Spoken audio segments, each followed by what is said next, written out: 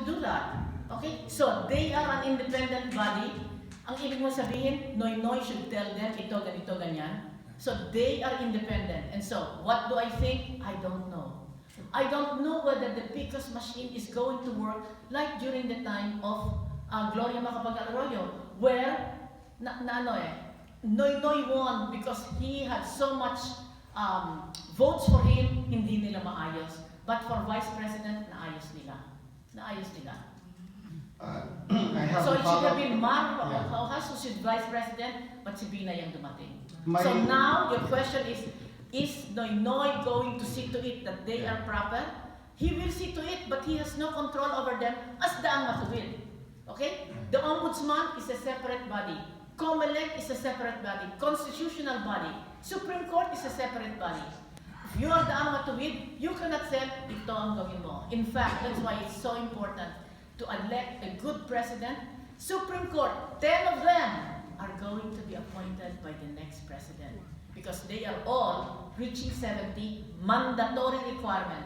10 out of 15 will be at the command of at the selection of the president. And if the president loko-loko, hindi marunong, or can be manipulated because walang track record, who will be these 10 new justices? Pareho kay Marcos. All of the Supreme Court justices were under the dictate of Marcos. Kung anong sabihin niya, yun ang gagawin.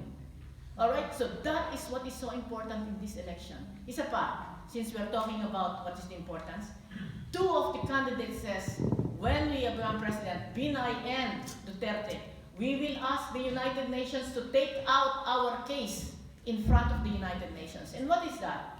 It's our case against China. Because China has already invaded us.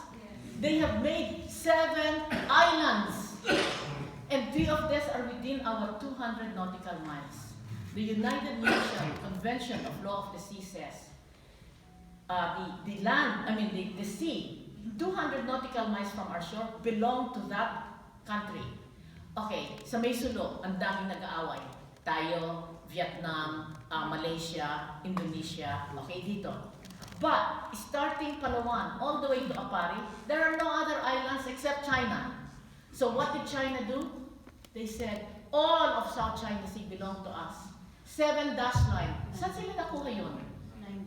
9 dash line. Saan nila nakuha yun? In the year 200, merong ancient map sila that shows that all of South China Sea belong to China.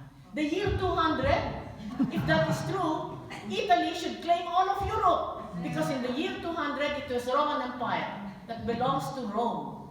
Okay? So, anong klase? No basis international law, but because they are powerful, sabi nila, sa kanila yun. So, sino sa kandidato ang nagsabi?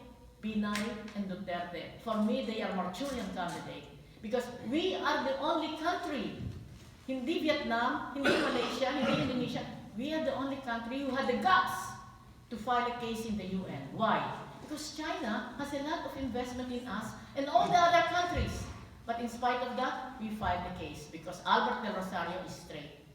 And so what did they say? Alisin dyan at makipag-usap tayo, let's negotiate. That's Binay, that's Duterte. And what does that mean? Ipagbibili ang Pilipinas. Because when I asked Albert Del Rosario, Mr. Secretary, why don't you just sit down with China and negotiate? Negotiate. The Constitution says 60 hours, 40 foreigners. Sabi ni Secretary Del Rosario, Loida, do you want your president to be impeached? Why? Because hindi pa nakakaupo sila, makikipag-usap sa Chinese, the first sentence out of the mouth of China minister, all right, we own 100%. What do you want, Philippines? Walang hiya. I mean, how can you negotiate with somebody na hindi pa kayo nakakaupuan 100% sa kanila? So ikaw ang hihingi sa kanila ng konti. So when they say, let's negotiate with China, pagbibilan China, or they will see to it that our constitution is changed. No more 60-40, 50-50. That's against our present constitution now. And that's Binay and Duterte. Just go. If it's Duterte who's been president, goodbye Philippines. Yeah. May follow-up question pertaining to going back to the